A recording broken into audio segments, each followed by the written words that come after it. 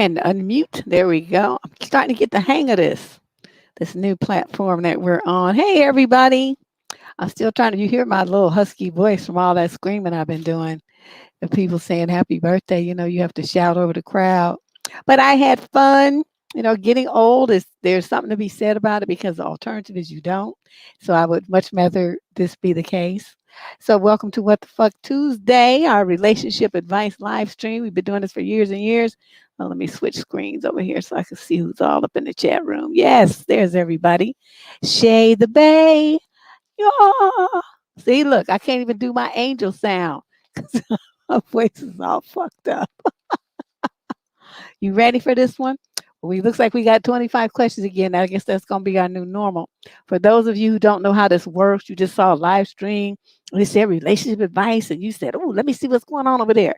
What we do is people send in their questions in advance. If you want to send in a question for like next week, look in the show description down below, and you'll see a link to tell you how to do that. And you can do it either on a video or you can do it on, in written form. Most people seem to do letter. I guess they're shy about showing their mug, but do have that option. And so then my cousin puts them into, the emails come in. She pulls the ones that she wants to put in the column, and then she emails me this document. I print it out. See, it has a little cover page on there, so I can't cheat. Is all the letters are underneath there. And then that's it. Okay. So then I read them and then I give an answer off the top of this giant head. Well, I see everybody in the room. I have to be careful with these papers because it's so freaking hot. I have a fan blowing right on me. The only problem is, it's blowing the papers around too. So this is gonna be interesting. Okay, let's go. Let's get started here. Where's Kelson? I don't see him in there. Oh, look, I see a new name. Sigrid. Hi, I haven't seen her in here before. Okay, let's go. Let's see it starting here. Question number one. This is from a female in the 26 to 30 age group. She's from Winnipeg, Canada. We are in lockdown, so plans are hard to make. We've been dating for 2 years. Last year, I went through a miscarriage. Ooh, so I had a difficult birthday. He decided to make me cake and dinner for my birthday this year. When I arrived at his house, he gave me a card and flowers. He had previously purchased me a gift of theater tickets. He had not quite yet started cooking, and the process was taking a long time. I'm a good cook and I always cook for him, so I helped him out with some things. We had a good chat and then we had dinner. And he got quiet and the conversation sort of fizzled out. He asked to lie down in bed for a bit with me and then he fell asleep for a little bit. He attempted to pleasure me when he woke up, but I wasn't really in the mood. So we just had eggplant. I then said I did not want to stay in bed on my birthday, so we moved to the lounge room and I asked to do cake. It was the first time he had made a cake in his life. Anyway, he seemed tired and the conversation was a bit dry, and he asked me if I wanted to watch something or go home. Wow. I ended up going home as it was very late, but I felt that he wasn't very present or festive, and now I feel disappointed. What kind of birthday celebration was that? I don't know. That I would have a problem with that, especially with him knowing, that you went through a miscarriage last year, so your birthday was all messed up. And since you've been dating him for 2 years, that means it was his kid, right? Now, we could I'm not saying this is the case, but I'm saying this could be, and you might want to talk to him about it. Maybe he was reflecting on the miscarriage from last year and was all up in his feelings, but didn't really know how to say it to you. You know what I mean? If it's not that, then your relationship is in trouble because this lackadaisical, non-participatory attitude that he had is either he's tripping about that thing the last year, or he just really wasn't feeling the birthday or you. Okay, so it's going to be one of them two things.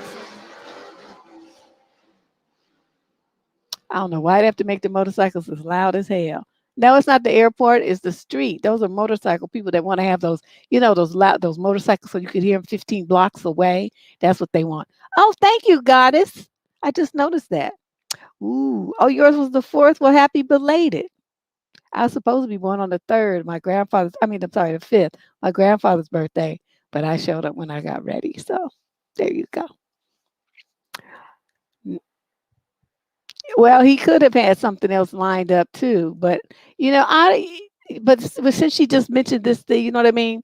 We can't always think that it's some other woman. Sometimes, dudes have feelings about losing, miscarriages and stuff too now. Come on. So it could be that. But I'm just saying that's something to consider because I don't know how he handled it. You do. Was he as grieving as much as you? It could be that he's, reflecting on that and that's why he got quiet. But you need to ask him, talk to him about it and say that you're trying to understand. So, you expected more festivity, more festiveness, or, you guys having more laughs and stuff like that. And see what he says. I mean, don't condemn him right off the bat. You're trying to get information. But then if he gives you some stupid ass answer, then cuss him out and break up. I mean, you know what I mean? That's like you get a birthday once a year.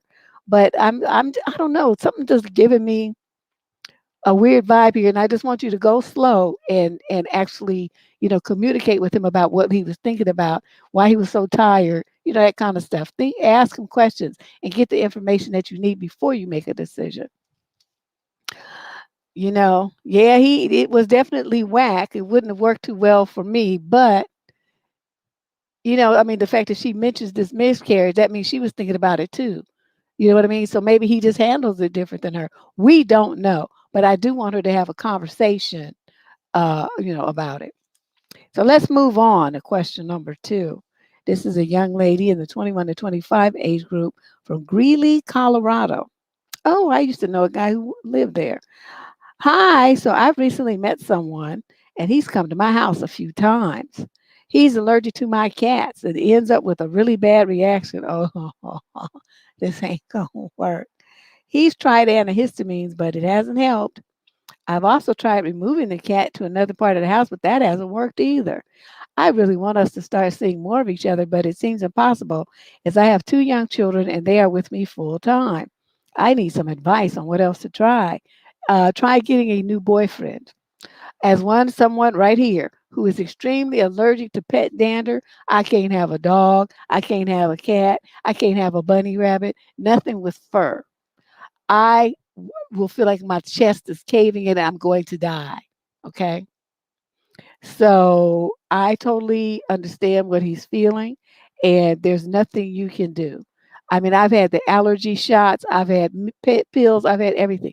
The best thing that's happened is I might be able to tolerate it for about, 15, 20 minutes or so. And then once my nose starts running, then the wheezing starts, and then I have to go because otherwise, if I stick to, I'll have a full fledged asthma attack, which will require like medical treatment and stuff. So I'm not trying to do that. So this is not going to work, young lady. I'm sorry. He needs to date somebody with no cats. And you need to date a man who's not allergic to cats. And that's just the way it is. No matter how much you two like them, um, you don't get the tolerance. Mika, I've been trying to get the tolerance my entire life. Okay, it hasn't happened yet. And so it don't happen. There's just certain things that you eat or certain things that trigger your body. You like I said, is with medication I can tolerate it for 20, 30 minutes, maybe at the most. And then after that I got to go. So it's like, I'm not trying to, I mean, I might like you and stuff, but I'm not trying to die for your ass. I'm not trying to have a full asthma attack where my lungs might collapse and stuff because of your damn cats. How about I just give me a new girlfriend? How about that? So that's what you need to do. Question number 3. Female, 26 to 30 from Christchurch, New Zealand. Do we get letters from there frequently? I have been in a relationship for almost 2 years now. He's a good man. We're very compatible, enjoy each other's company. We golf together, cook, dance, etc., and have a lot of fun. The other night we went to karaoke and saw some people there. We knew some of them. My partner saw a lady he said that he knew for a long time. She came up to him and they gave each other a big warm hug and a kiss. What kind of kiss? Then a bit later, I was getting up to dance with him. She came to the table and said, I just want one dance with him. So I sat down and they danced very close together with their heads on each other's shoulder. Looked as though they were a couple. Wait, what? Then they were laughing and joking a bit later on. I think it was not acceptable. I don't mind if you dance with somebody, vice versa, but they were a bit too much. I asked him about that when we got home, and he said that I have known her longer than I have known you. He said that to you, though that was there, though that there was nothing wrong with dancing with her that way. I was making a big deal about it. Hmm. Also, the fact that a friend at our table even commented at them who knows us said that she was always after him before they were at the something. I don't know what that's supposed to be. Anyway, look forward to your help and advice. So I take it that they worked with each other before. Or is this the service? The Legion? Is that something in where are they? In New Zealand? I don't know. Um, she was always after him. So chances are if he's doing all of that after he sees her, her getting after him was successful. No matter whether he slept with the woman before, dated the woman, was married to the woman, I don't really care. What he did right in that moment was very disrespectful to you.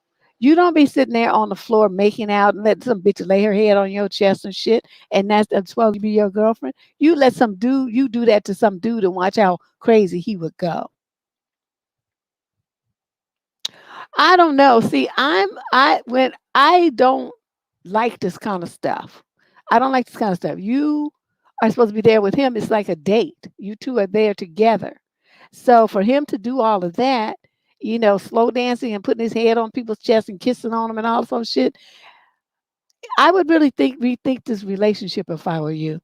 Because for him to feel that comfortable doing that in front of all those people and publicly humiliating you like that. See, to me, that's, even if he did know this woman before, he's supposed to say, hey, how you doing? Let me introduce you to my girlfriend, this and that. Oh, we're going to go out here on a dance. And if she came up and said later, I would like one dance with him, he's supposed to turn to you and say, honey, is that okay? I know we were getting ready to dance. How about I get to you after I dance with her because we were getting ready to go on the dance floor. Something like that. He's supposed to show that you're his primary focus and put back off any bitches and their stuff. But that's not what he did. So I'm really having a problem with how he handled this and how he handled this means. You see what I mean? I don't just look at what they do. I'm looking, okay, for him to do that, what's he thinking and what's he feeling? And that's what I want you to concentrate on, because what you just got was totally punked out and disrespected in front of everybody who went on the karaoke group with you, the little karaoke date. If I were you, you say we went home. I'm assuming you live with dude. I'd be looking for me a place to get the fuck on. That's what I would be doing. You're not going to disrespect me. We're not going to do that. And we don't have to have a big fight about it. Like I'm not going to go over there to the dance floor, snatch the woman off the floor and commence to pummeling her and cussing you out. I don't do that undignified stuff like that. But I'm going to just watch you. I'm going to watch you. I'm going to watch what you do. I'm going to watch what you say. And I'm going to make a decision about you. And I'm telling you, if I were in your shoes and that happened in front of my face, not only would I have gotten up and walked out, I would have went home and started packing my stuff because I already know what this means. But you're young, so you might not see it the same way. But I'm glad you wrote, and I wish you the best. You deserve better than this. Question number 4. This is a young man in the 30 to 35 age group from Scotland. So I offered to pay half a ticket for a woman to come and see me. He says again, come and see me again. She asked today if I was still okay to do that, and she wants to do it in the next month. She then told me her plans were to come and spend a week with me in Scotland and then a week with her friends in England. This was earlier today, and she asked me if the dates were okay for me so she could book her time off. We normally speak every morning and every evening, at least consistently since her last visit. It only clicked a few minutes ago that the reason I was annoyed hearing her plans was that I'm paying for half her ticket, yet I have to share her time off with other people. Granted, they are friends she hardly ever sees, but still. Do I have any right to feel slightly annoyed by this, or am I being selfish? If I'm justified, how do I approach this without coming across like an asshole? Obviously, I don't want to be mean about it, or am I just being mean? So let's see. She's going to spend a week with you and then a week with her friends in England. So what, you want her to spend the whole 2 weeks with you? Is that what I'm trying to figure out here? Because, dude, whether she spent a week with you and went back home or spend a week with with you and then a week with them, because she has to pay for her fare from. No, you shouldn't be paying half. You should only be paying half of the fare from wherever she is to Scotland. Everything else is on her. That would be the fair way to do this. I just thought of that because she's gonna go from Scotland to somewhere in England, and then from England back to wherever she's coming from, right? So she needs to pay for all that part. You're only paying for half for her to come to Scotland, and then whatever the amount is for her half to go back to home. So all the other little side excursions and all that shit, that's on her. And make sure she understands that, right? Because she's going from Scotland to England and from England to wherever. I don't know what those amounts are. You might want to find that out to see what the differential is. And then whatever it is from Scotland to wherever she's coming from, you only pay half of that, and the rest of her ticket is on her. There you go. Right? Because I mean, otherwise she just flew into Scotland and then she flew back to wherever she's coming from, then that he would be paying half of that. So that's all you should pay. Whatever that half would be, that amount, that's all the half that you pay. Whatever else she goes, wherever else she does, whatever, your fare, the amount that you've invested in his trip stays exactly the same. And that's what you do. Okay. Well, I mean, I'm sure that's expensive because I don't know, from Scotland and friends in England. So she might be coming from, I don't know, somewhere in the United States, Canada. I mean, Australia. We don't know where she's come from. He didn't say the part. But whatever it is, he only offered to pay half of her fare from wherever she is to Scotland, where he is. And that's all he should be paying. But he doesn't know what to say. That's why he wrote in. He didn't know how to say it. So that's what you say. It's like, well, I'm all on board with that, and it'll be good for you to see your friends. I'm not having any problem with that. But whatever, I offered to pay half of your ticket from there to Scotland. So I'm not going to be paying half for all these other jaunts that you're doing to England and all over the place. I'm not paying half of that. So I just want to be clear that the half that I'm covering is from where, say, Australia to Scotland, and that's it, right? That's what we agreed. So she could say, "Oh yeah. I wasn't expecting you to do that." So you'd be like, "Okay, okay." You see what I mean? All right. Now let's move on. Question number 5. This is also from a young man. He's 18 to 21, out of New York. How could I help a woman being followed down the street? Oh boy. Today, a female friend, we are both in our early 20s, witnessed a situation where a man in his 40s was following a teenage girl down the street.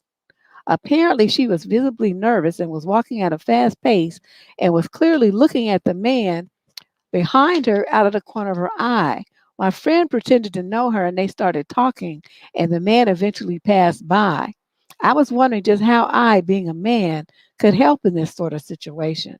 I'm a big guy, so I'm almost certain that if I pretended to know her, the man would just pass by in order to avoid confrontation with me. That being said, I also realize how a startled girl might be scared to be approached by a guy like me in a situation like that. That's true. So my question is, if you were the woman being followed in this scenario, how would you ideally want a man witnessing it to act in order to help you in a way that doesn't scare you? Hmm. Well, and she's a little teenager. See, these dudes are just so fucking predatory. It's just like they give these teenage girls PTSD before they could even turn 18. It's just so bizarre. It's like, what is wrong with men? Just leave the little girl alone. Going to school or running some errands for her mother or something. Don't be following people down the street. What the fuck is your problem? So anyway, dude, what your female friend did is the normal approach. For a guy, you could, just holler out a name as you walk up to her and say, just kind of whisper in a low voice because the person's behind you, right? So, I see this guy following you. I'm just going to walk with you for a second, okay? And just to get him off you, and then I'll go on my way. I'm not trying to, do anything. I just see you're uncomfortable, and so I'm just trying to put up a barrier. So you're saying this to her, right, while you're looking ahead, and then you start saying, yeah, how's your dad? You haven't seen him for a while. How's your mom doing? This and that. So it's going to look like this child from somewhere else. Even if the woman is more mature, like an early 20s person like you could play it off like, hey, I remember you from my English class, blah, blah, blah, blah, blah. And you say the same thing, drop that real quick. You got to be quick with it. I'm just walking with you because I see you looking uncomfortable. This dude is following you. And then so then you go back into your pretense, conversation. You might want to practice that so it flows. You will need to deliver that message quick, so that her anxiety level will drop and she'll know you'll be able to quickly communicate that you're there to help her. As soon as this threat is over, you're gone. Okay, that's the message that you need to communicate, but you got to do it quick. So you're gonna be, a cousin, a friend of her brother's, a college friend, a neighbor, somebody that will make it seem like this girl maybe not that well because she's going to be a little awkward, right? So you have to have a cover story. Oh, this is a cousin I haven't seen you. Girl, how long has it been since I've seen you at the Christmas party? You see what I mean? You got to have a cover story because he's going to be listening. And it's going to be her awkwardness will be addressed by your cover story. So you think about that, how you could do that.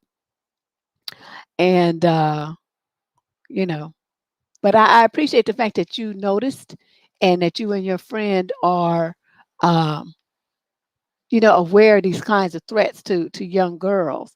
That's just disgusting. It's a man in his 40s. He's old enough to be her grandfather. Damn fool. Okay, but hopefully that helps. Okay. Question number 6. This is a male in the 26 to 30 age group from Fresno, California. I was riding my bike on a local trail the other day. Walking in the other direction was a nice looking woman about my age. As I approached, she was giving me a big old toothy grin. I responded the same and went on my way. I was close to the end of the trail, however, and I had to turn around. This lady was then walking in the middle of the trail, blocking me, so I had to slow down a bit. Maybe it was intentional, maybe not. As I rode past her, she smiled again, and I did the same. I said, "Excuse me," and just went on my way. It's not the first time something like this has happened. A similar thing happened back on the trail when I passed the same woman a couple of times when she was walking her dog. So anyway, she seemed like the kind of person that perhaps I wouldn't have minded getting to know. We already had a common interest. I just assumed that it could be seen as creepy if I were to start talking to her, especially when nobody else is around. Same with other situations. I might smile back or nod and just keep riding. Most women on these trails are usually more guarded and understandably so. Maybe she was single, but then again, maybe she had a mean and nasty boyfriend or husband at a picnic that was just going on nearby. LOL. So a hiking and bike trail, if she's smiling, is that a green light to initiate a conversation? Absolutely not. Let me tell you one thing here. Do you know how scared women are when they're in public places like that, especially when there's not too many people around? The smile that you see is kind of like mixed with a prayer. I hope you're not a mass murderer, stalker, weirdo. That's what that smile is. So it's a lot of women will smile when they're scared because they think it's a way to lessen the threat, reduce the threat of you. And you're a dude. You're bigger than her. You're stronger than her. The lady with the dog, I mean, she might have had more of a chance because her dog would rip your throat out if he sees you messing with, his owner. So she might have had, a better chance. But the lady just walking on the trail by herself all alone, I would not recommend that. Now, if you ride that trail a lot and you see her back and forth a couple of times, at some point she might stop. She might say something to you. That's when you talk to her. Because now the green light, a smile is not a green light. A smile for a lot of women is just a way to gauge the threat. Okay. What are you going to do if she smiles at you? Are you going to hop off your bike and start to accost her? Are you going to smile back and keep on moving? Luckily, that's what you did. That was good. Okay. But yeah, women's his imagination. Oh, she was single and maybe she has a husband. You don't know what she has. It's not your business. But I'm just saying, if you see her a couple of times, reminds you the letter came in a couple of months ago. Remember the guy who was taking BART all the time from Fremont from wherever he went to Fremont. He had to transfer trains, and the lady was the same on the same route. They even got off at the same stop in Fremont and walked down the street. Everything was the same, and he was like, "Oh." So I told him what to say to her. Remember that? So it's the same kind of thing. If you see someone, a couple of different times, then that kind of smooths the way for you to say something or for her to say something to you. But If I were a guy, I would not do anything like that in a situation where a woman would feel afraid. You wait for her to give you the very clear, unconfused, direct signal. Like, hey, I see you here all the time. Then that's when you stop your bike and you know how you lean to one side, you put your foot on the ground. Yeah, I was, this and that and blah, blah, blah. So, are you getting in shape? Or, so you have this chit chat, right? That's what you do. I'm just saying. Yeah, don't do that.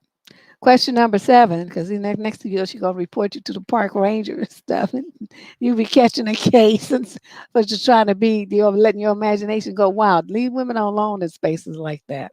Question number 7, female, 18 to 21, from Austin, Texas. I met a guy in a bookstore a few days back. He seemed really cool and very talkative. God, do they still have bookstores? I could talk for hours with this guy. When he spoke, he opened up to me about his past, and apparently, we just had the same situation happen to us in our dating life. I guess that's why I could relate to him so much. So we exchanged numbers and spoke on the phone. Oh, he's a smooth one, isn't he? He surprise video chatted me. I was a bit shy, but his talkative nature allowed me to loosen up a bit. Anyway, we've been talking regularly, but I can't help but feel he's hiding something. I'm sure he has good intentions. When we video call, he keeps looking at his computer and he will call me only specific times of day. I don't know. I'm really interested in this guy. I don't know if it's because I've dealt with guys who are seeing and talking to multiple people behind my back, and I feel scared that could be the reason why I'm suspicious of this guy, or maybe he's hiding something. How do I overcome this feeling? First of all, kick your ass. You just met this motherfucker. So what the hell are you talking about talking to some other woman behind your back? He's not dating you. That's not your man. You don't have no claim to this dude. You talked to him a couple of times. All right. And you already flipping out because of what something seems suspicious. Well, yeah, even if it is, so what? You just met him. All you have to do is ask him, are you seeing someone else? Right? And he's looking at his computer. That probably means he's calling you when he's at work, right? Or he's doing some project. So he's trying to he wants to talk to you, but he got to do what he's got to do. Right? Unless he's calling you late at night, then he's probably on some popcorn site. But you don't give a clue about what time. You say certain times a day, but you don't say what those certain times a day are. That would have been helpful to know. But I want you to slow down because you're doing too much. You talk to this man on the phone a time or 2 or 3, and suddenly you are worried about, he might be seeing other women. He's supposed to be seeing other women because he's not not your dude. Ooh, man, this is like some kind of stalker mentality. But she don't have no gut to listen to. She's not dating him. She's not even been on a date with him. She doesn't even know anything about him. She just had a couple of phone calls with him. Right? So, but if you feeling all that way and all that kind of way about it, then just stop talking to him. It's very simple. It's not like you in a relationship, right? But you're suspicious. But see, my whole thing is like, suspicious of what? You're not you don't have nothing with this man to be suspicious of, that he's, quote, hiding something. You think because you meet somebody and start talking, they're supposed to fill every gut that they have and tell you every life story so that you don't be suspicious that they're hiding something? Do you know people are married and they still be hiding something? They let that person in to a certain point, but they don't tell them everything. You might be married to somebody for 30 years and still not know something about them. Some very important things. That's just how it is. You get to know people in bits and pieces. Okay, not that most people with good sense don't do like this emotional dump where they just tell you everything. I know some women do that shit, but it's stupid. It's just ridiculous. Okay, so let's move on. Well, but she don't know what he is because she's not dating him. They haven't even gone out, Lee. So whatever he is, it's none of her concern. She can't make any judgments about him being a player. Player to who? What? What? She's not dating him.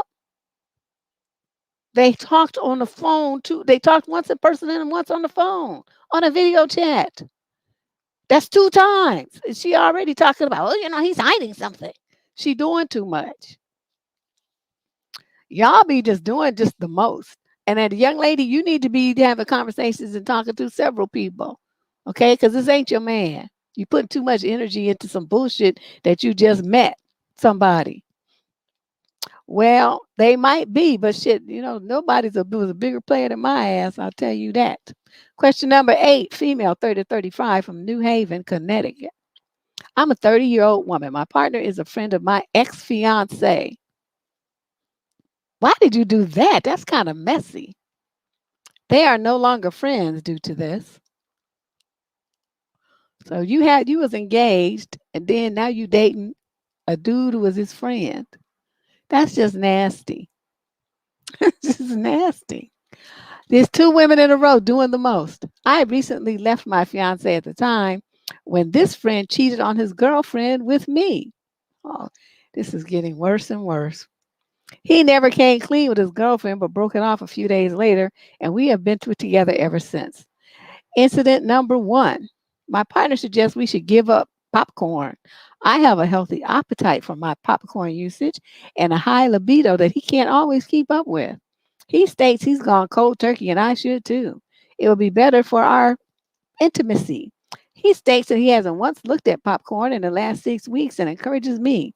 I instantly felt something was off. I reviewed his phone history to find answers as I had doubts, and he has continued to look at popcorn every day. I staged a discussion again days later and only hours after he looked at popcorn. I asked again if he had slipped up and how he was going with cold turkey. The response was, I haven't felt the need or the urge. I'm going fine. I've quit. Why is he lying? A white lie is something more. What is his motive? Okay, first of all, let me just stop here because I see you went on and on. This all kind of shit on this long ass letter.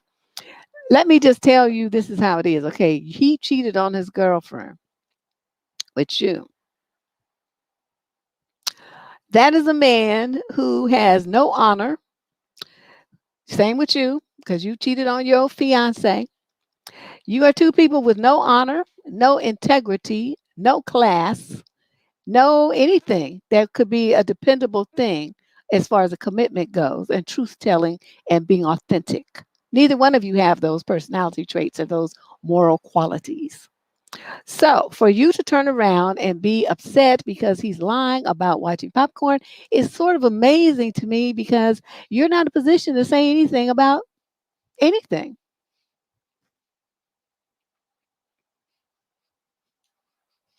You're not qualified to do that. You have no right to do that. You're in a shit relationship with a shitty man and you're a shitty woman. So the bottom line is, y'all just being shit together. So, when you talk shit and you do shit, then there's going to be shit. And that's what you have, a relationship full of shit.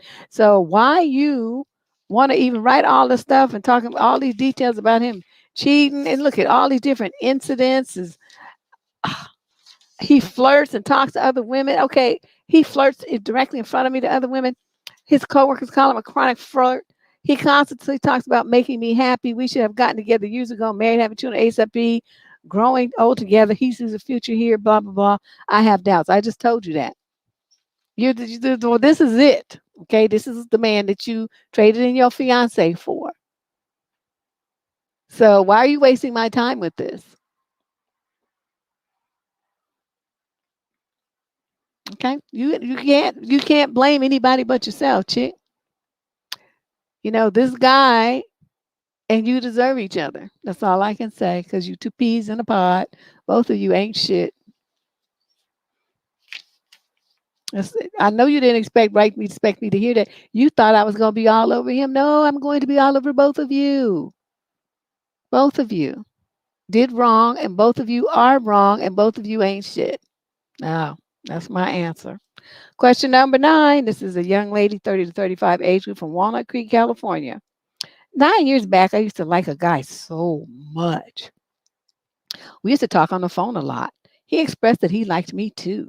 We talked for 4 to 5 months and got very close to each other, but never really talked about marriage. He was in medical school and I was in pharmacy school. He suddenly stopped talking to me. I tried twice to know why, but no answer. Although he tried to reach once or twice a few months ago, I felt, but I felt why now and did not reply him back, though I got busy with my life and career. I often used to go into his online profile and just look at his photos, but could never gather the courage to talk to him again. I met my husband and got married after dating him for a few years, and we have a child together. But part of me always kept thinking as why he stopped talking to me or what life would have been like if we had ended up together. We got in contact again after 9 years, and I happened to ask him as to why he stopped talking to me. To my surprise, he mentioned how he was going through a hard time with studies and student loan and thought of finishing the exams first, and then he would propose when he is a doctor. So he wanted to become something first. He happened to mention that he loves me still. He had been with a few women till now, but part of him has always loved me. Now I have this regret that I did not let him talk to me when he did come back after a few months. Just not knowing that what it would have been like to be with him makes me get in a whirlpool of thoughts. We did not touch each other as we were always in long distance. We always talked on the phone only. Not knowing what he would have been like intimately or romantically or as a boyfriend, I did not get closure. I feel like I am moving away from husband who I'm having a good life with. Please advise. Okay, this is one of those take this hand and slap yourself moments because I don't know why would you. Okay, you said you liked the guy, you really liked him oh so much, and then he didn't talk to you, but then he reached out. You had no clue. All you had to do was pick up the phone at least one time, hear what he had to say. Maybe he got in an accident and he was in a coma or in some kind of medical hospital. Maybe he had a real round of depression. His parents died in a car accident or something, and he was so depressed he went into a hole. You don't know what happened in the man's life, and you didn't give a fuck because you was all up in your feelings with all these imaginary things of rejection in your mind. So you never knew what happened, and you didn't care to answer the phone to find out. So you know what? The fact that you feeling like all you have all these doubts and all stuff is 100% your fault. You did this to yourself. So you had closure the second you decided you looked at that phone ringing. He called twice, you say. He reached out two different times, and neither time did you bother to pick up the phone and find out what happened. That was the opportunity for you to get the closure that you whining about now, but you didn't take it. You waited 9 years to see him and for him to finally listen to his explanation. And now you regret not picking up the phone. There's nothing I can do for you. Closure is the kind of thing that you have at the second that you tell yourself you do. Nobody's going to give it to you. He's not going to give it to you. Your husband's not going to give it to you. It's not going to materialize out of thin air. The elves aren't going to come and bring it to you in the middle of the night. It's not going to happen. You decide that you have closure. So this is how it goes. You say, well, I really fucked that up. Oh, well. And then that's it. She just stupid. I don't even think it's an ego. She's just dumb. It's like she's going on this thing and looking at his photos and stuff. That shows she still had feelings for him. Why would you not pick up the phone and when the man called? If not the first time, definitely the second time. But you didn't do it. So, I mean, I don't know what to tell you. That's on you, chick. But you might want to look at some therapy before you destroy your marriage. Then you won't have him and you won't have your husband either. And if your husband's mad because he finds out that you all stupid about some other man from the past, you won't have your kid either because he's gonna make sure he gets custody. So you have a lot to think about and a lot to lose here. You better get your mind right. Question number 10. Female, 26 to 30 from Sandy Springs, Georgia. I am 26 years old and have been struggling to have a baby with both my former and current partner. A few weeks ago, I found out I was pregnant, but it didn't last long as I had a miscarriage in the 6th week. Oh, I told two colleagues slash friends, but there must have been someone else listening because a couple of days afterwards, everybody in the office seemed to know about it. Another colleague of mine, a few years older than me, is currently pregnant and can't stop talking to me about it, about how quickly she got pregnant, how amazing babies are, how beautiful the mom's life is. Wow, she's doing that to you? One day she asked me why I'm waiting so long. I couldn't take it anymore, and I simply told her to mind her own business and to stop talking to me about baby stuff because I could not care less. I know I have been brutally honest, but she knows that I lost a baby and I'm currently struggling, but still behaves like this. Just because I don't cry day and night in front of everybody, it doesn't mean I'm not suffering. I'm still a young girl who would like to get pregnant and have a baby, but has to deal with the fact that it might not be happening. How would you have handled this type of situation? Oh, see, to me, this is like bullying and harassment. The fact that she came and she's saying all this stuff to someone who just had a miscarriage, I would have done one or two things and probably Mo and me, both of them. First, I would have said, bitch, anybody can have a fucking baby. That's no big deal. So don't be coming around here trying to brag to me about the fact that you got pregnant. Now, let's just hope that you keep the pregnancy because all of us ain't that lucky. And just like it happened to me, it could happen to you. And as a matter of fact, I couldn't think of a better person for it to happen to. After all this shit you talked, for you to go home and start bleeding and the shit to pop out into the toilet, that would make my fucking day. Okay, I would say that. Then I would go to HR and I would say, I just had a miscarriage. Why is this bitch coming to my desk and every day she's saying this kind of stuff to me? It's bullying and it's harassment and it's creating what you call it, workplace. My mind just went blank. And, I feel like she's coming to my desk and she's saying that to me intentionally, trying to get my goat and make me feel bad because she's pregnant and I'm not anymore. I want you to keep her away from me. Okay. So that's what I would do. But first, I would have to, you know, hostile, thank you. It's creating a hostile work environment. It's emotionally damaging for her to be doing that to you. It's emotional abuse. And, so yeah. But first, I would have to abuse her a little bit. Because you know how I'm not going to let you have the last word. I wasn't created like that. That's just not, yeah, thanks you guys for, yeah, hostile. I could not let her get away with that. And I would be wishing she had a miscarriage so she could see what it feels like. I'd be marshaling all my universe energy to make that shit happen just so she could see what it feels like because she would deserve it.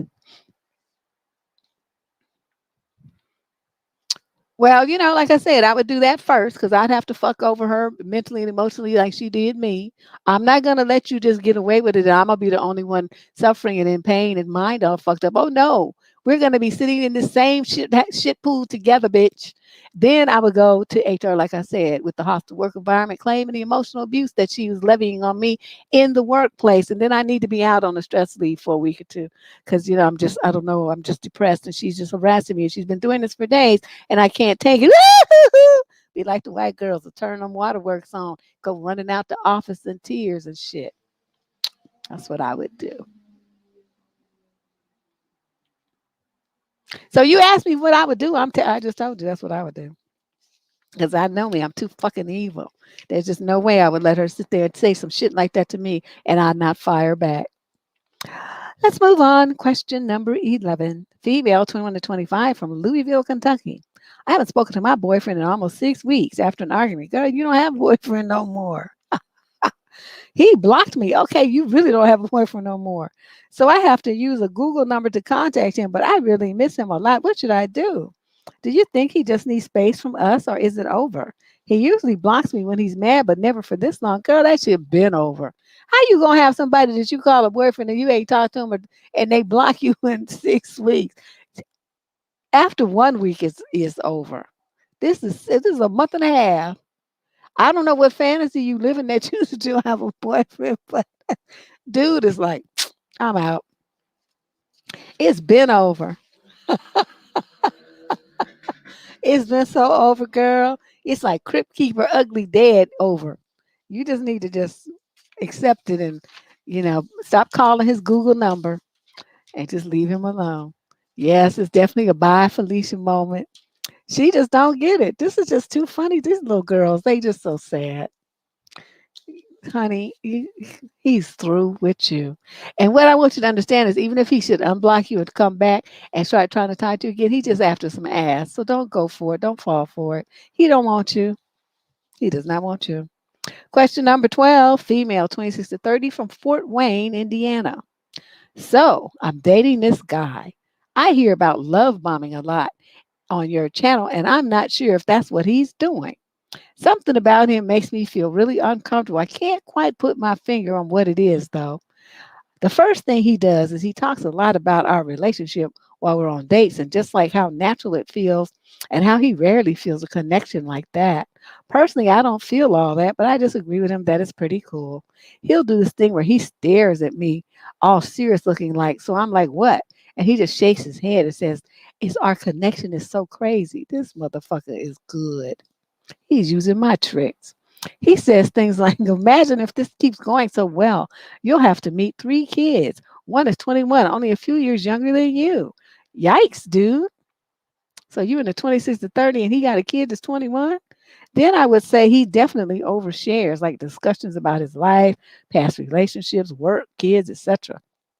He talks a lot, and she put that in caps and bold in general, but half the time he's either complimenting me or talking about our connection. He tells me I have such a sweet personality, and he tells me I'm a genuinely good person and radiate kindness. I was like, oh, that's nice, but lol, I mean, it's nice, but he lays it on so thick. Another thing, she tries to buy me stuff everywhere, not just whining and dining and refusing to let me pay, but my iPhone screen has a tiny crack. He asked if he can get me a new one or if he can buy me a new laptop. Like, shit, tell him he can buy me one.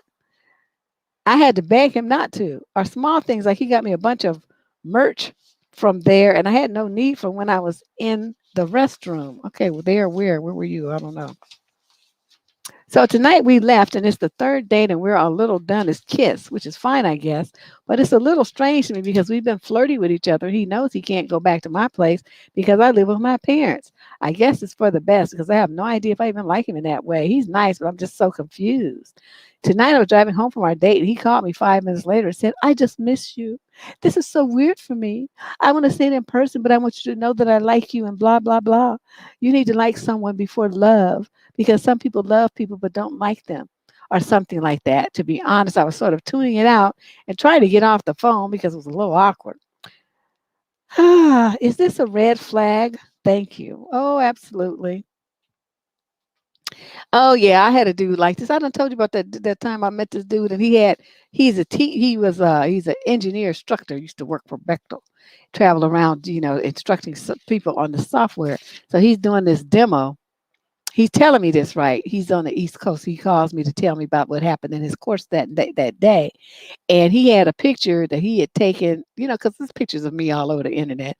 He had found this picture. And so then he put it as a screensaver. So when he's doing his teaching thing, and he was talking, how it times out after a while, the screen goes dark. Well, this picture of me pops up on the thing. He's telling me this, right? And so I'm sitting there holding the phone, horrified. And I had been out with this man. No, we hadn't even gone out yet. We had just talked on the phone. And so then he was like, "Oh, yeah, and they were asking me, who is that beautiful woman?" And I was like, wow. Don't matter, Keith, because he got told. He got told about himself. And I was like, this is like, this dude, something wrong with him. Who does that? So anyway, to answer your question, young lady, yes, I am not only through the advice column, but personal experience with this kind of guy. And they're all complimentary and telling all this stuff, but it's shallow and it's silly, and it's all about trying to flatter you to get you to be tied to him without him really having to give you anything of himself emotionally. So it's a very shallow kind of situation, if you can even call it a relationship. Generally, what they're just trying to do is get some ass, and they angle around with all this flattery and all this stuff, thinking that you're stupid and that you're going to fall for it. I guess some women do. That's why they keep doing it, because it has worked at least once or twice, but there's no substance to it. And the stories that they tell you where they are quote sharing themselves are stories that they could recite in their sleep. It's just events, it's happenings, situations. It's not really how they feel, what they think about, what they're afraid of, deeper level stuff. It's all surface stuff. So, the third date is usually when you make a decision if you want to keep going or not. Since this guy sounds like a nut, I suggest that you tell him you're not feeling it, or you met somebody else, or whatever you want to say, but get rid of him because he's something he's no. Question number 13. This is a female in the 21 to 25 age group from Portland, Oregon. I've been in an unhealthy situation with this narc guy for almost 3 years. Why? Why would you stay in a relationship with a narc for 3 years? 3 months is too long. He lied about wanting a serious relationship with me, and I believed him. Long story short, he's just using me for eggplant. In the meantime, he acquired a fiance. Oh, He recently got her name tatted on his leg. I confronted him about it, and he said it wasn't her name and that he doesn't have a fiance. He also got angry with me. It's wrong of me, but I feel jealous. I suppose my question is it possible that he truly loves her since he got her name tatted on his leg? Secondly, how do I undo my trauma bond with this guy? I know it's wrong to be having eggplant with him, especially unprotected. And since he's got a fiance, but I feel so addicted to him. Girl, what is wrong with you? Ooh, Lord, have mercy. You know the man don't want you. The man has another woman that he's going to be marrying. He got her name tattooed on his leg to show that he is fully committed to her. That's why her name is going to be on his body. It's like a stamp of ownership. Okay, so you're wondering what you should do. What you should do is somewhere deep down inside of you, find some pride, some self esteem, some kind of something so that you can understand that you already know that you're just being used. This man doesn't respect you. He doesn't even sound like he likes you too much. So I'm trying to figure out what it is that you feel like you're hanging on. You don't have any trauma bond. You ain't had no trauma with him. All you did was screw chick. Okay, that's all it is. That's all it ever was. That's all it's ever gonna be. And you said he tried to make you believe that it was gonna be all this stuff, a serious relationship. Well, where in all this time did that happen? I mean, did he propose? Did he move in? You guys move in together? Um, what happened that would make you think that it was a serious relationship? Because in your age group, somebody serious about you, you'd be talking about marriage, and he would be like pulling out a ring, and y'all be, he would be on that one knee and all this kind of stuff. In that age group, 21 to 25, a lot of people starting to get married around 24, 25 years old. So I don't understand what it is that you are trying to hang on to here, but please get yourself some dignity and let this go. Not only that, you're going to keep on messing around. You don't know who this woman is that he's engaged to, his fiance is. Because she might be that kind of to come to your house and pull you outside and beat your ass, right? Because, a lot of these women, they don't look at their man as being a cheater. They look at you interfering with their relationship. Not that he did anything. They don't want to look at that part. They look at you. And this is unfortunately most women. So um, I don't know what to tell you. That's all I can say. You need to find you some confidence. Question number 14, and the female in the 26 to 30 age group from High Point, North Carolina. Hello, I'm 26 years old and I have been with my partner for nearly a year. My grandfather has played a massive part in my life, but he has been deteriorating. He is 90 with many health conditions. 90? On Monday this week, he was taken away by an ambulance. I raced down to see him before they got there. I rang my boyfriend up in tears. I was so frightened. I thought this was goodbye. My boyfriend finished work at 5 and said he would come to see me ASAP. He unapologetically turned up at 9. He became angry when I questioned him on this. He came back the next day and stayed around that night. He had arranged to start work later. Today is Friday, and I have not seen him since he left on Wednesday morning. Today, I found out that I have weeks, if that, left with my granddad. I am devastated. Again, I rang my boyfriend up in tears. He seemed almost dismissive in his tone and told me that I need to be strong and I'll overcome this. I did not find this very reassuring. He said he would come here again to offer comfort, but he said he was going to do some work things first. I became angry with him and said I did not want to wait around all evening and told him that I felt unsupported. He became very angry at this. He said he was dealing with his own things and that I was directing my negative emotions towards him, that he had rearranged his whole week for me, which is not true. He started later on one day and did not go to the gym on 2 evenings. Now, to be fair, his dad has blood cancer. Interesting how you waited till the very end to mention that. And he completely supports his dad. Is it unfair for me to feel unsupported? Am I just angry at the situation so I'm lashing out? Would it be fair to say he could have sent emails and rang back possible clients at my house? That he could have had dinner and showered? I understand not knowing what to say to someone who's experiencing what I'm currently am, but I do feel completely emotionally neglected. Am I justified in feeling this way? Hell no. If I were your boyfriend, you would have been so fucking cussed out. You would have become every kind of stupid, greedy, trifling, self-centered hoe that I could have thought of. And you know why?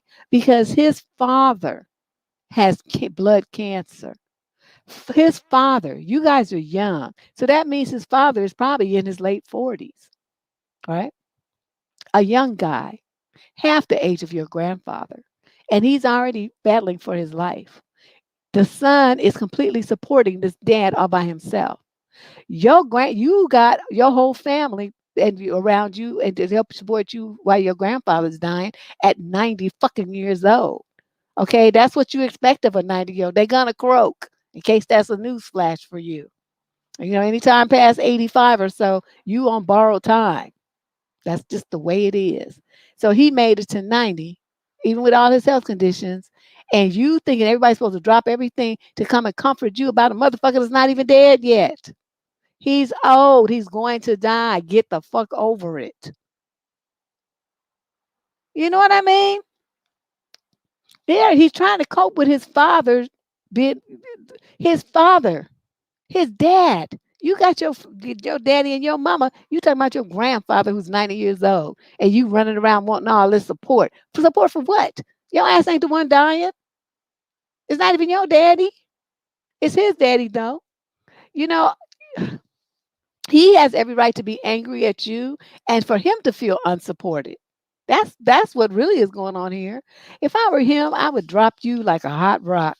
You wouldn't have to worry about me supporting you because I would be gone to find somebody with some better sense because you don't have any. What's he gonna do? Sitting up there, look at you cry, trying to talk to his clients while you sniveling and snotting all in the background? Please. Question number 15. This is a female in the 30 to 35 age group. I mean, this chick here.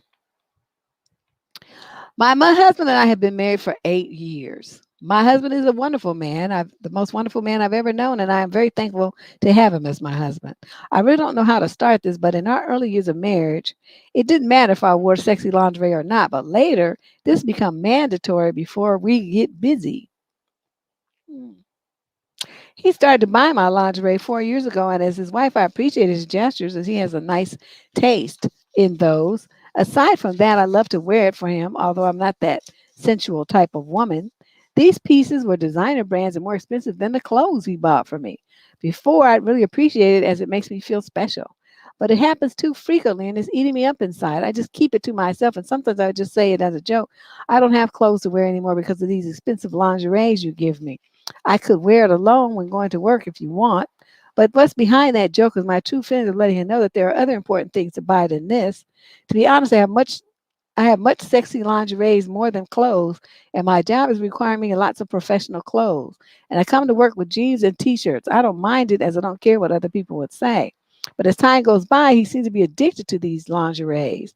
And whenever we get busy, he would let me wear it first. It becomes mandatory. And if I don't wear it, uh, things won't happen. Until one day I had enough and I confronted him about it. And he explained to me that he could have a fetish. I understand that condition and embrace this condition. So that every time that union happens, I am wearing it. But slowly and slowly, it's affecting my mental health and myself as my worth as a woman, wife, and mother. I have lots of questions going on inside my head, and I become hesitant and sometimes resistant to this. Okay, you wrote too much about some lingerie. Every time I confronted him, it was a big fight. I tried to throw it away 2 times, but he won't let me. He apologizes many times and promised to do something about his condition, but it's still all the same. I can't take it anymore. I feel disgusted, and I think I developed hate on these lingeries as well as with him. We had a big fight about this yesterday. I have enough. I really feel disgusted. I don't want to see his face. Wow. I would greatly appreciate your enlightenment with this matter. I want to be loved as me. Thank you so much. Wow. Okay. Well, my thing is this. I mean, you was going along with it at first, but it's just become like this obsession that he has. So at this point, you're not feeling like he's, like your husband sharing some intimacy via love and romance with his wife, you're feeling like a dress up Barbie doll for him to get his jollies, right? So it feels very impersonal and mechanical. And I understand exactly what you mean. Is there any way around this? Not really. This is who he is now. Yeah, he's buying it for himself. She's just the prop to put it on. Because she says, if she doesn't have it on, then he can't even, perform. He's nothing happens. So that means, this is how his mind is all wrapped up. Were it me, I know you don't want to think about that, but divorce is on your horizon because of the fact that it's starting to affect your mental health. And you're understanding what this means about him objectifying you and he's not loving you. It's just you're a prop in his little freaky game. And no woman would feel good about that kind of stuff, especially in a relationship with a man that she loves being treated like that. So it's like the love is one-sided. You're hurting. I get it. I'm telling you. And I know, the way that you're doing this, you're trying to control yourself and control your anger and you don't want to react emotionally and all this stuff. And I applaud you for that. But, you try to throw them away, when he's at work, you don't have to, just go home early from work and put that shit in the barbecue grill and just put some douse fire fuel, what they call that stuff, lighter fluid on it, and throw a match in there and burn it up. Then pack your stuff and you and your kids, whatever you have, go and stay with your mother or wherever you're going to go while you work out what you're going to do. Because this is fun. And I hope you don't have a daughter. Because if you have a daughter, when she gets about 13, 14 years old, she's going to be in trouble with her daddy in this lingering situation because he's going to start giving it to her. Mark my words. I hope you have a boy. This is terrible. This is terrible. I can't do these. I can't do these with these freaky proclivities like this. Wanting to dress up and do all this stuff. I can't do it. I mean, I would fuck like if he liked to dress up and stuff, I might fuck with him a time or two and say, yeah, model that for me. Your size 12 feet in those high heels. Work it, girl. I'll do some shit like that, take pictures of them, put them up on my YouTube channel and clown the fuck out of them. But would I want to stay married to him? Absolutely not. Absolutely not. Let's move on because that's what you facing, girlfriend. Consult an attorney and see what your rights are, though, with your kids. Question number 16, female, 50 to 55, Newcastle, Australia. My husband has just been contacted by a daughter whose mother he had a brief relationship with 30 years ago. They broke up when she was early in the pregnancy as he was young and didn't want to be a father. They lost contact and he didn't hear anything from her until his daughter contacted him from New Zealand, where she's been living for the past 4 years. So you guys are in Australia and she's in New Zealand. Okay. She doesn't look anything like our children or any of his family. She's 5'10", her mother's 5'1", but no, he's 5'10", her mother is 5'1", but the daughter's 5'9" and has green eyes. He has brown eyes and the mother has blue eyes. Both of our daughters are short and have blue eyes, and I have blue eyes, and our son has blue eyes. She said that she's been looking for him for 12 years, that she saw his name on an old diary her mother had, which disappeared when she discovered it. Her mother has his address all the time and only told her last year when she was visiting her in New Zealand. Am I wrong to think he should get a DNA test? Oh, absolutely not. Absolutely not. Especially under these circumstances. She should look something like the other siblings and something like him. I mean, his nose, his eyebrows, something.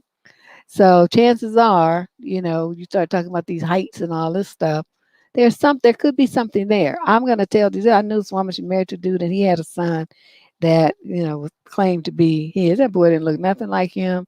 He was real short, just looked completely different than the husband, whereas all the other husbands, other kids look like the spitting image of him. His genes are very strong. This boy didn't look nothing like him. Okay. So my friend, she keeps looking at this kid, right?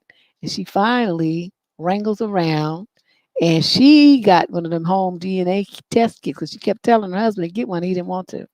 So she gets, sure enough, it comes back, it's not his child. All hell broke loose. I felt sorry for that little boy, because it was sad. But the he wasn't the dad. So then that's when he knew that his wife had cheated, got pregnant by some other dude. And so there you go. Yeah, this is a real story. This is a couple that I know in my personal life. This happened. But by the time all this happened, the kid was about 12. He had already formed a relationship with the dad and all this other stuff. It was terrible. I don't know. It was a hot mess. I felt really bad for the kid. All the adults, whatever, they just trifle and do what they do. But I felt sorry for the father whose heart was broken because he thought that was his son. His other kids were girls. And then, so, that to him was his only son. And then, then the boy knew his mama. It was just so hot. I felt sorry for the kid. The kid was the one who got destroyed in that whole situation. So let's move on. Question number 17. And I'm going to say one thing. Okay, the girl found his name in a diary, but that doesn't mean that he was listed as a father. She just found a name. That was, the mother was messing with him at that time, but that doesn't mean that he's the father. So that's why you would get a DNA test. Okay, now question 17, female 30 to 35 from Houston, Texas. I was reading an article in the comments about how your significant other's financial status is a major factor in compatibility. I've never really thought about it that much, as I've always believed that it's beyond your control who you fall for. But as I got older, I started to believe that you should only date people who are in a similar financial situation, which is still secondary to how they are raised, because it's a lot. Okay, this is the longest fucking sentence in the world, because it's a lot easier to be compatible with someone who was raised in a similar financial environment than whatever their current status is. I forgot what she said at the beginning. Since the great lockdown, a lot of my friends who are financially secure have experienced hardships from business closures, and a big change for me was making sure that all my friends had a good meal for themselves and their families last Thanksgiving. Recently, I watched some videos on how mostly women, a few men, but anyone with a brain knows it's gender neutral, are trying to find sugar daddies and get a free ride for providing companionship. And while I don't have a problem with people marrying and such for money, I find the current state of play to be very exploitative and one sided. With love bombers, hustlers, and sugar babies all trying to get their ounce of flesh, do you believe that genuine care between two people, regardless of their ups and downs, can survive in this world? A famous quote is, love goes out the window when there's no food in the fridge. How is that famous? You made that shit up. And I can understand that it's a basic instinct and blood sugar that plays a part in those dissolving relationships. Oh, but we live in a world where nothing certain is certain or guaranteed. Tomorrow's billionaire could be penniless next year and vice versa. Are there people who would stick by each other regardless of the circumstances, not out of fear, but genuine care for each other? Personally, I've never seen what I define as a successful long-term permanent relationship between two people, which is why I avoid intimacy and see my future as being filled with cats. That's the longest, circular ass letter I have ever read in my life. Okay. Yeah, some people do want, sugar daddies and sugar mamas, and that's always been the case. In ancient England, young men, they used to they used to have the conversations about a young woman marrying well, right? Marrying well meant you married a man that had means. It was a come up for herself as well as her family. He had a title, he had money, he had land, he had something. Okay, that was a good marriage. For the men, they would look for a woman who could provide a dowry, right? Her family had money, they had land, they had horses, they had cattle, they had something. So what you're talking about has existed since time began and marriage happened. That's how it was. People would look for who would make a good marriage, who was going to bring something to each other's family. There was a benefit, it was a business deal. Even in the kingdoms, the kings and I'm going to get my son the prince to marry your daughter the princess, and it's going to join our kingdom. So then now we have more land and more power and more money and more influence, a bigger army. It was always about how it's going to be better. What's so amazing is these days, the women who don't think like that and be getting with dusty bums, that they be taking care of them themselves. I don't understand that thinking at all, but it does happen. So you're thinking that you should get love goes out the window when there's no food in the refrigerator, with that, which is an interesting quote. But yes, you have to have survival. I mean, if you don't pay attention to the things that you have in this letter, you're entering what we call struggle love. Okay, where you looking to try to find, you going to the food bank to get groceries. You eat now at the church, the food kitchen, them dried up rolls and them instant mashed potatoes and that canned gravy and canned peas and canned corn and shit. That's what your family's eating because you don't have no money. Ramen and shit. So I'm going to tell you, yeah, this is the thing. You do care. You do control who you fall for. Just like, you put yourself in a position where you know that you want to be around people that you're compatible with and that meet your basic standards. Then you, from that select group of people, you choose one to fall in love with, right? But love is always a choice. Always. It's never an accident. You have control over your emotions.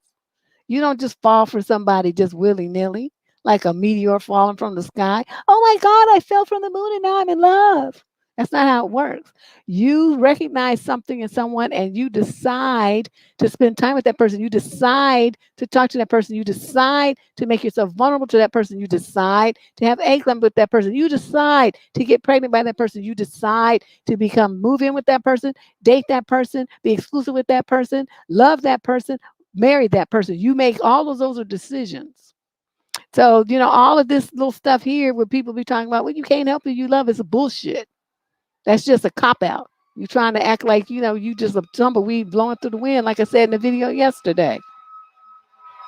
They are killing me with these sirens. I don't know why. Soon as I try to do this show every time in the summertime, I have to have the window because it's too hot. They want to be every kind of siren in the world. But yeah, so that's the thing. My daddy used to say, and this is a world famous quote by my daddy, and he would say, you can fall in love with a rich man just as well as you can a broke motherfucker. Okay, quote from my dad.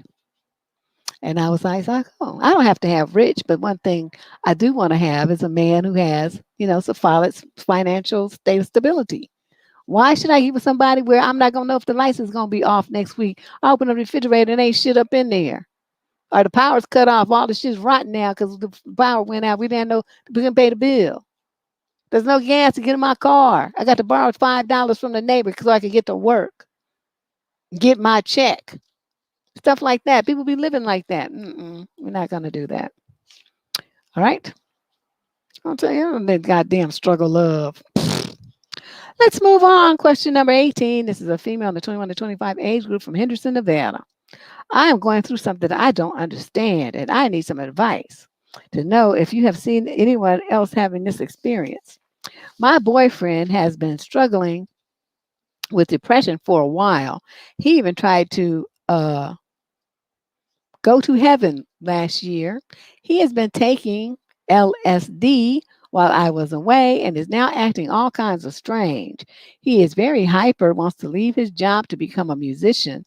He would never do anything like this normally. He is very hyper as well. I am very concerned. What did you suggest I do? You take these two fingers and you go like this, boop, and then you move your feet, one in front of the other, the opposite direction from this bum. That's what you do. See, though, let's practice this, okay?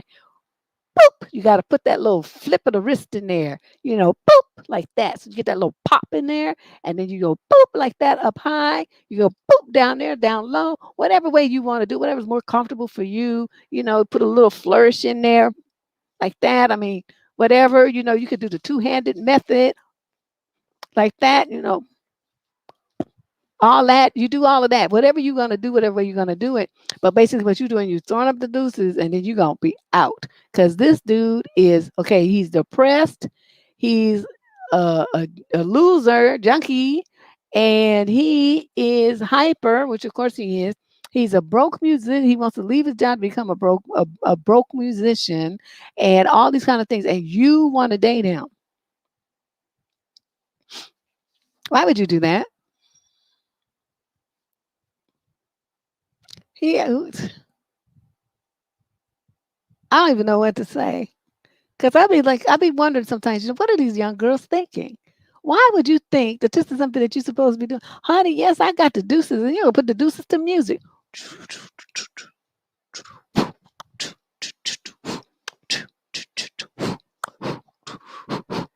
We used to do this dance called the prep, and you would be like this, right? So you go,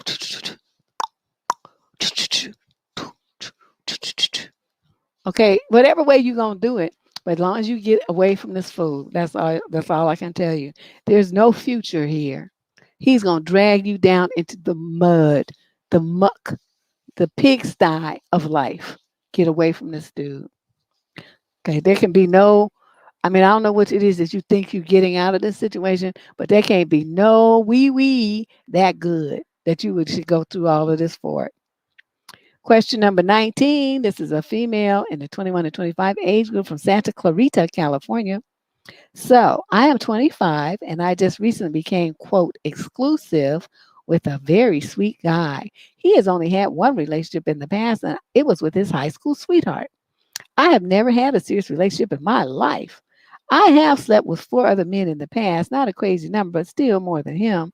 And I deeply regret each and every one of them. I had really low self esteem in my early 20s and sought out validation from men who only used me. The last man I slept with messed me up so bad it deterred me from dating for years. In short, he lied to me about his age, pressured me into doing things I wasn't comfortable with, unprotected and filming. Ooh, and all around messed me up mentally. Following him, I briefly posted uh, body shots without my face, of course, on the internet for validation and attention. I had a come to Jesus moment and completely nuked my accounts, but I'm still afraid it will come back to haunt me. That's true because what's on the internet stays forever. Because even though if you may be off those sites, there are archive sites, and then there's people that will download it to their computer. Luckily, it didn't show your face though. Um, I've never told anyone this. In real life, I give out a quiet, bookish, good girl vibe, and I don't think anybody in my life would suspect me having done these things. I'm consumed by shame, and I don't think I can ever tell my new significant other about that time in my life many years ago. I'm afraid he will judge me and get scared and run away. Is it an obligation for me to tell him about my past in detail, or can I just be vague? Is it considered lying by omission? No, you shut your pie hole. Look on this.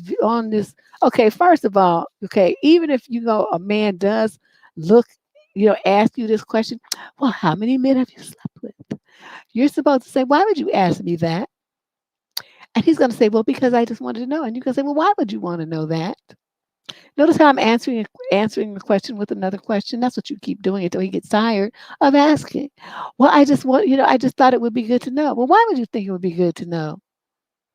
Well, so we can know each other's past. But why do you need to know about the past? Why aren't you more concerned about the present and the future that we could be creating?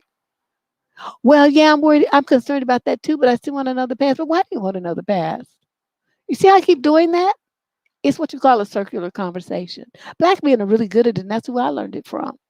I watch them in motion with women. Women who want to know information from them, they never give them any information. They just talk in circles.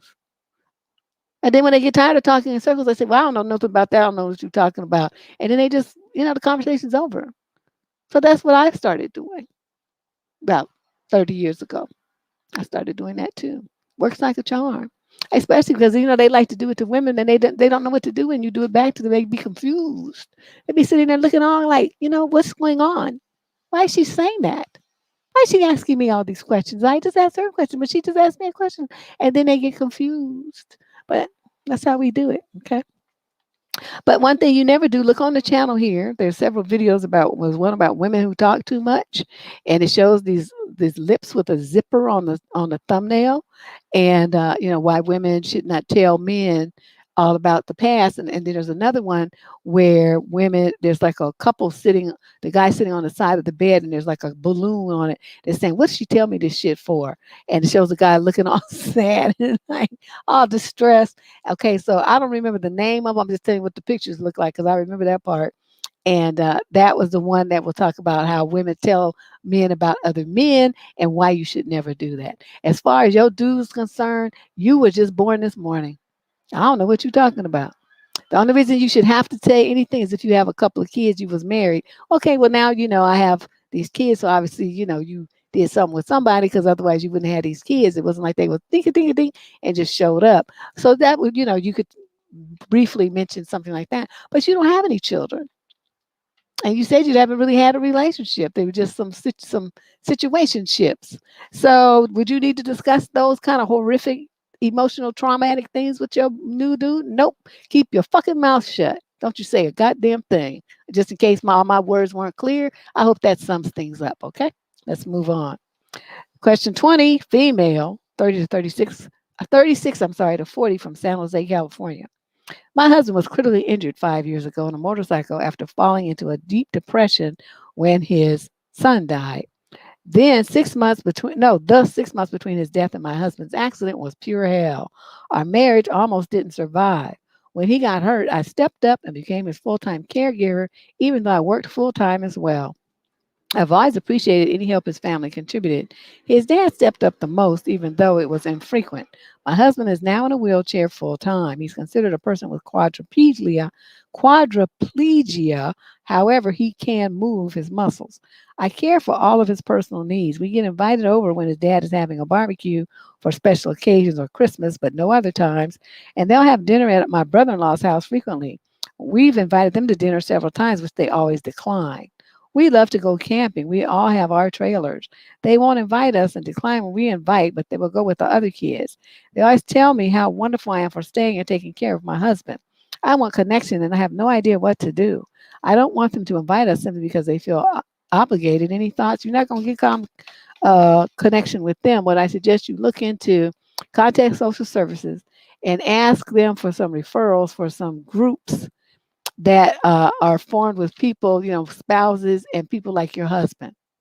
Okay, because they always can make you. Social workers know everything, and you can have friends, make friends with those people. And then you and those people can go on camping trips or whatever it is, you'll go out to dinner together and this kind of stuff. That's what you can do. Or you can invite them over to your house. Okay, since yours is already set up for wheelchair access, that anybody whose mate is in a wheelchair, they'll be comfortable to come to your house and you to theirs for the same reason. Just because someone's in a wheelchair, that doesn't mean that they don't still have the same emotional and psychosocial needs as anyone else. It's just that their body is in a situation where they can't move independently, but their mind is still active. They can still talk. They still think. They can still laugh. They still have the same sense of humor. They still want to be around people, listen to music, watch movies, talk shit. And if he could move, some people are like, only from like the waist down, and others, the whole body. But if it's a waist down thing, they use their arms and they can, play cards or dominoes and all kind of stuff can be going on.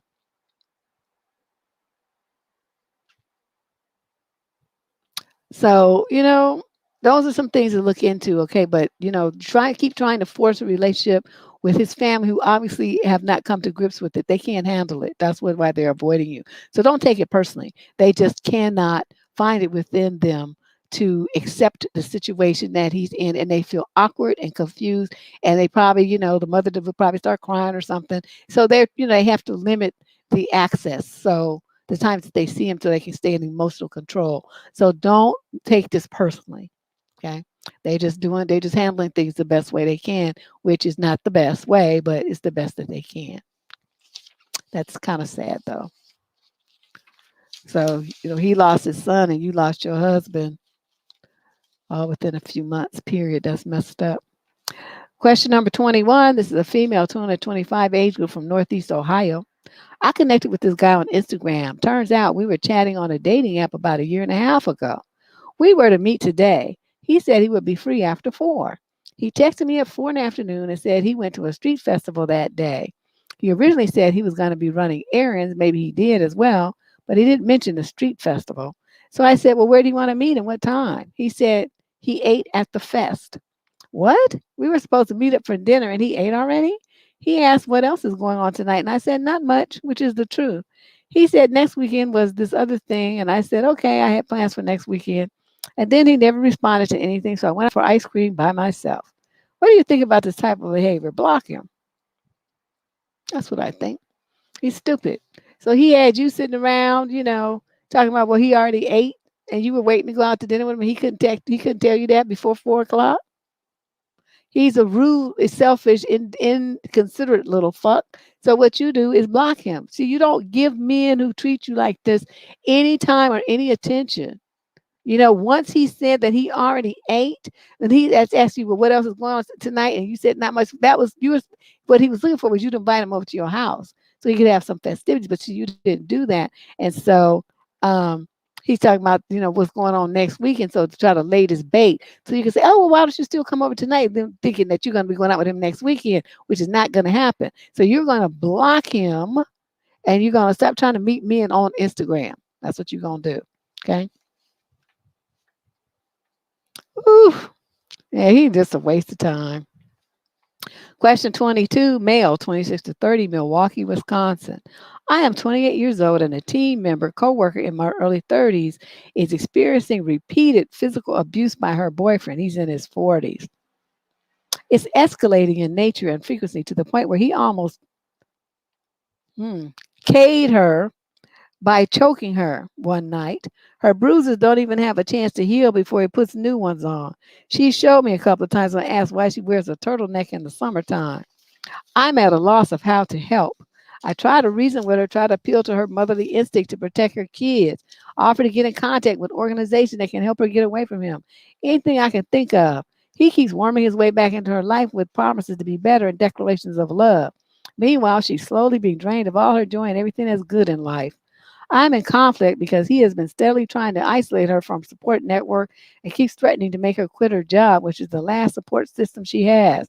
I worry that if we do anything to antagonize him at our place of employment, that he will hurt her until she quits. Or worse yet, come up to the job with a weapon and have target practice with all the staff.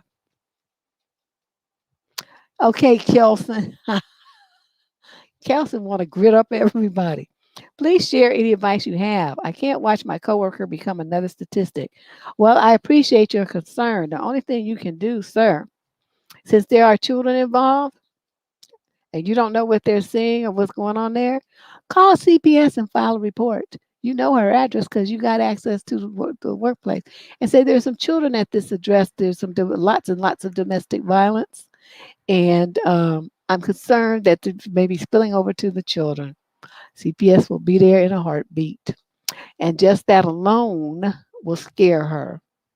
Because a lot of these women, they don't do anything for themselves, but they will rise up like a fucking polar bear when it comes to their kids. So, the thought that she would lose them might be what she needs to wake up. If not, at least the kids will be out of that environment into a foster home where somebody, could be watching out for them. But that would be the approach I would take because it's not the police, right? It's not, a direct thing. It's like, I have a report, this person comes to work, I'll beat up and I know there's ongoing domestic violence and there are small children in that home and I'm concerned that, and they keep all their reports anonymous, so nobody would ever know. But that's what I would do.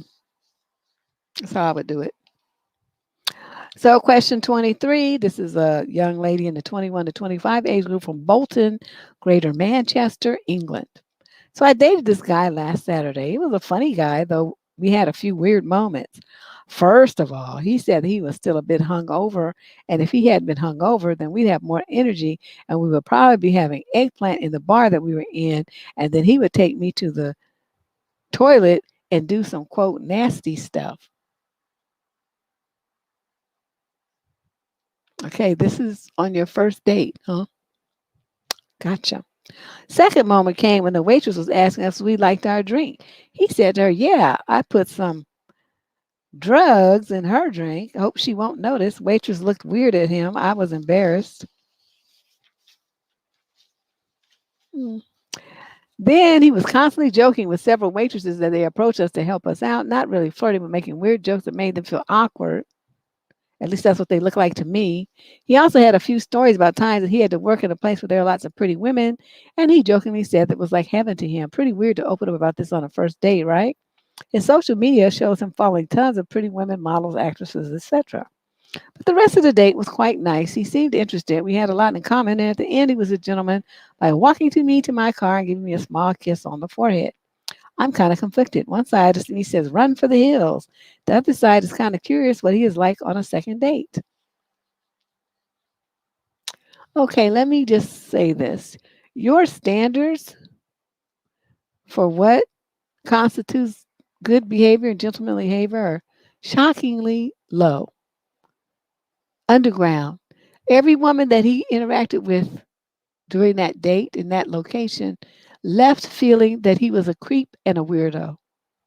They were all uncomfortable with his line of jokes and with his statements. See, this is where let me tell you how this would have went if this was Dad. Okay. He was hungover. We would probably be having eggplant in the bar, and he would take me to the toilet and do nasty stuff. That's when Deb would have got up, got her purse, and left. He was disrespecting you so hard in that moment. It's like basically, I know you just a whole slut that I could just take into a nasty men's room with piss everywhere and funky stuff and men everywhere, listening and I could do that because I know you're just a nasty slut hole. That's what he was saying to you. And you didn't get it. You didn't understand it. And then he's gonna joke about, roofing in somebody or whatever. That's not funny. But see, he's up in the ante because you didn't respond properly to the first insult, the first bit of degradation. And this is the kind of thing like now that he knows that you don't have enough sense to recognize when you being clowned and disrespected, do you think that it would be any better on a second day? So he's gonna go from saying things then to putting his hands on you, touching you inappropriately. Leave this fool alone. Leave him alone. Okay, leave him alone because there's something seriously wrong with him. Wherever you found him from, you block him. Don't you, where you guys went for the bar, don't go there anymore ever again because you might run into him. Block him and protect yourself because this is a fool. Question number 24. This is a young man in the 30 to 35 age group from Bakersfield, California. I know you were a trainer for many years, so I'm writing to ask what is the best way for a guy to communicate to a lady that she has a wardrobe malfunction? Auntie, today I'm 30, went to the gym and just doing my usual workout. As I'm lifting, I noticed a fellow gym goer, a young lady, I don't know, 2025, I guess, has a huge hole in her yoga pants in a very unfortunate location, her crotch/butt area. As she's working out, the rip is stretching more and more. Now, at this point, I should clarify I am a happily taken man and I am not staring at this woman meant intentionally or sexually or anything. It was just something I innocently noticed in passing. I have no interest in ogling or creeping on gym goers. That said, as soon as I noticed, I felt so bad for her. It was clear she could not tell, and the problem was quickly getting worse. I'm a fairly introverted guy, and I didn't want to embarrass her. I let her on the perception that I was staring. I just couldn't figure out the right way to approach this. I felt like I would have come across as a creep, and I really don't want to make my fellow gym goer uncomfortable. Oh, I ended up not saying nothing out of fear. How should I have handled it? I had this exact situation. That's why I laughed. So I had this exact same situation happen, and well, she's a white girl. She was kind of, she was heavy, and she had squeezed herself into these workout legging things to the point where they were so stretched out. They were, how they supposed to be like dense, so you can't see through them. They was kind of like turning sheer in some parts. They had stretched out so much. So where they had stretched out, she leaned over to do something, and then the seam kind of, started splitting and it not, it was doing it just like he said, a little at a little as the stitches, she kept moving around, right? So as she's doing all this stuff, one stitch after another is steady popping. But you don't really feel it. The horrible thing about it was she didn't even have any underwear. She was just like what was showing through it. She had like black legging things on, yoga, whatever they were. And then this white booty is showing through these white booty cheeks. I was so through. I don't know what to do. Okay, so anyway, so this guy comes running over to me, right? And he's like, Deb, there's this lady over here and her pants are busted. And, I don't know what to do. I don't want to say anything to her. And I said, well, who is it? So he points her out to me. So we have like extra t-shirts and stuff that people, leave on the equipment and everything. So I just grabbed one of those that had long sleeves because she could tie it, around her waist. And I walked up behind her and I said, I'm going to put this shirt on you. And she said, oh, well, she was looking confused. So I just reached around her and I tied it in the front. And then I walked around to the front of her. I said, your pants are ripping and you showing hella ass, girlfriend. So she started laughing because I made it like a joke. I said, you showing hella ass. And so I just wanted to, let you know so that before anything else got exposed, that this is what's going on. But it was, fully, once I put the shirt over it, she was fully covered. So she said, well, I only have 10 more minutes to do, so I'm going to stay here and do it. I said, you good. Just don't let split start swinging around to the front or you have a problem. And so she was cracking. I mean, we got a good laugh out of it. But, I have a way, I'll do that to people, like in a situation where it's tense and they could be embarrassed or something. I would try to find a way to make them laugh about it so that they don't get humiliated and feel embarrassed and stuff. So, when she left, she was like, okay, bye. And she was all smiles and it was, the guy thanked me. It worked out well. But that's what I did. Yeah, she was showing hella ass because she was, like I said, she was not a little skinny white girl. She was, you know, she probably was about, I don't know, maybe size 18, 20. She was, kind of a big girl. And so, when I'm reaching around at the time, I had to strain a little bit to tie that around because she had some belly and stuff.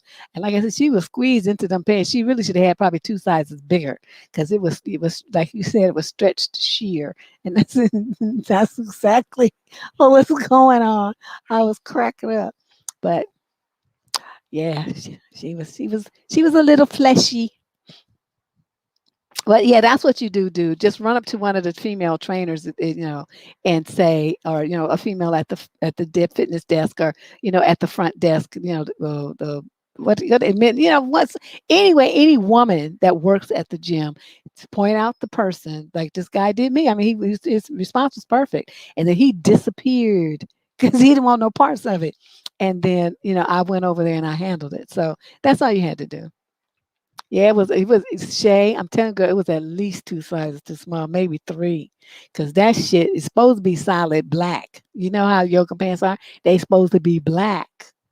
This shit was like light gray. Where the part where he's so stretched out over her booty and hips. So,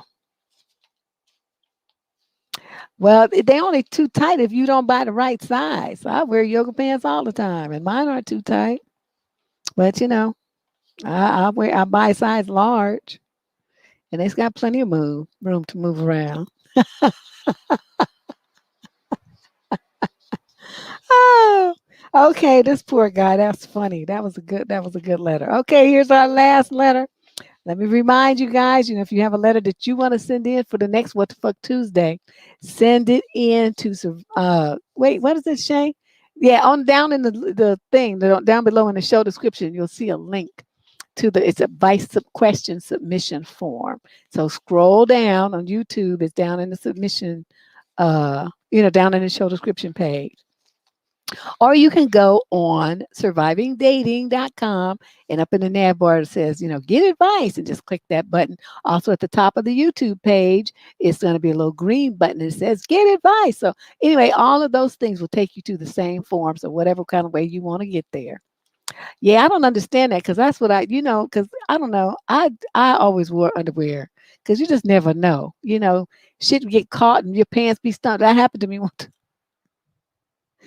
Luckily, I had on underpants because it could have been all bad. My pants got caught and I started walking away, right? And as I turned and walked away, my pants got caught. So it pulled down. So I was like, I wasn't showing as much booty as a lot of these dudes do who sag. You know what I mean? Because they be showing all kind of curves on their butt. But I'm not a sagger. So I wasn't trying to show my booty in that gym. Plus, that's the gym where all the white people, out in Livermore where I used to live. And now I'm showing all my black woman ass up in there. The man was like, ah. And then I had to have the nerve to have on some red panties that day, too. I'll never forget it. You guys are crazy. Granny panties. Don't talk about granny panties. Those are comfortable. They are comfortable. All right, let's move on to question number 25. This is a female in the 26 to 30 age group from Chicago, Illinois. I'm 27. I've been dating about 8 years now. I'm so tired of guys acting super interested, only to pull back a few days later.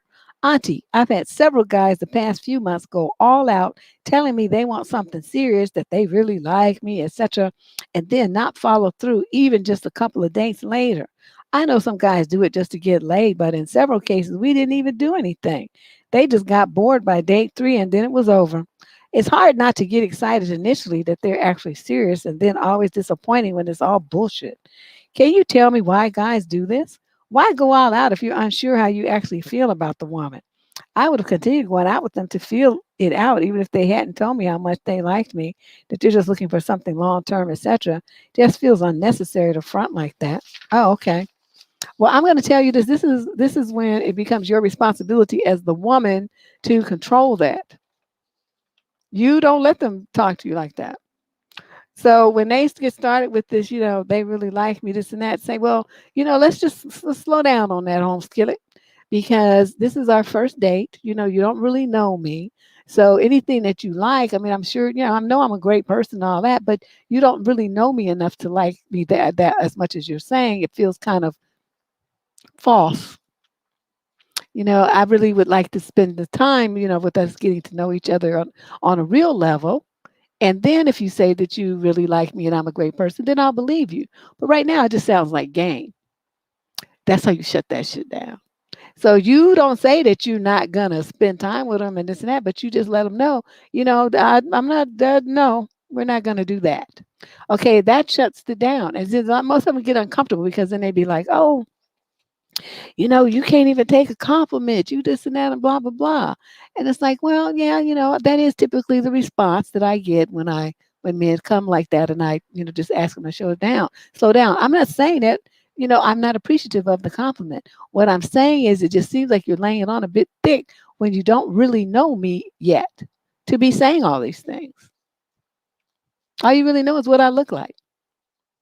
So let's talk, let's have some conversations and then we'll get to know each other better.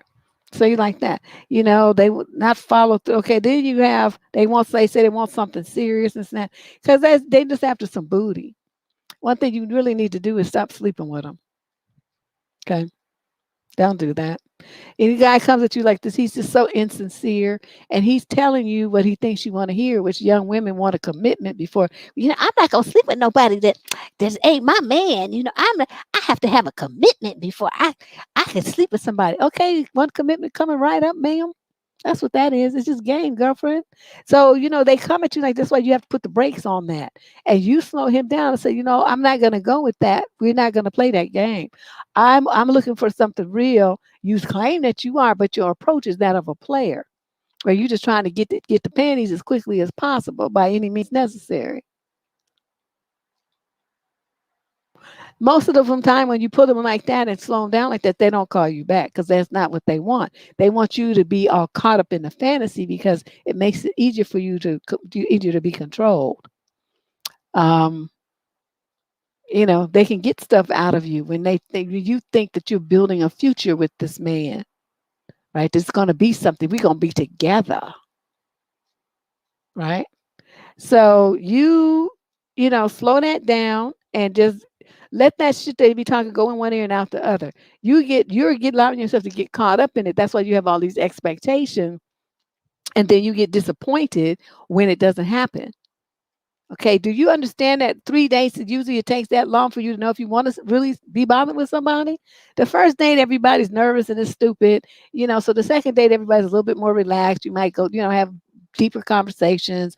Everyone's more relaxed, it's just different. Okay, so now that's the pivotal point after the second date. Do we have a third? Because a lot of people on the third date, they're expecting some booty. It's not my personal way of doing things, but a lot of them like to do it that way. So you have, as a woman, that's what time for you to take charge and make a really good assessment is this the kind of dude? Is this really what he's shown you so far? Makes sense for you to continue going in this direction with this particular guy. What kind of things does he do? What's his lifestyle like? What kind of things does he talk about? Does he do things like this girl, the last letter, where he talking about taking her in the bathroom and doing, nasty things? Or does he have some serious conversation about his goals and his life and funny stories about his childhood and his family and what's going on at his job and what he's trying to do with his education stuff? Is he letting you get to know him as a person, or is everything flattery and bullshit? Okay, you could easily you easily make that determination. Look at the video I have here in the 12 steps not to be a silly woman. Video number 1 is the number one thing that you could do that will mess you up in life is having a relationship with the wrong man. Look at that video. It's not that long. They're all, 20 to 30 minutes. But look at that if you have any doubts about what to be looking for when you're on a date and you're dating someone and you're trying to determine how long this is going to go. Is there a real future here? All right, I'm just spinning my wheel. I'm going to be out of here, doing my deuce thing in about a couple of weeks or a month or so. You guys got to start dating with smarter. I mean, just really think about what you're doing here. Because even though I'm like fully saying that grown women can sleep with whoever they want to, there's a lot of risk involved with that.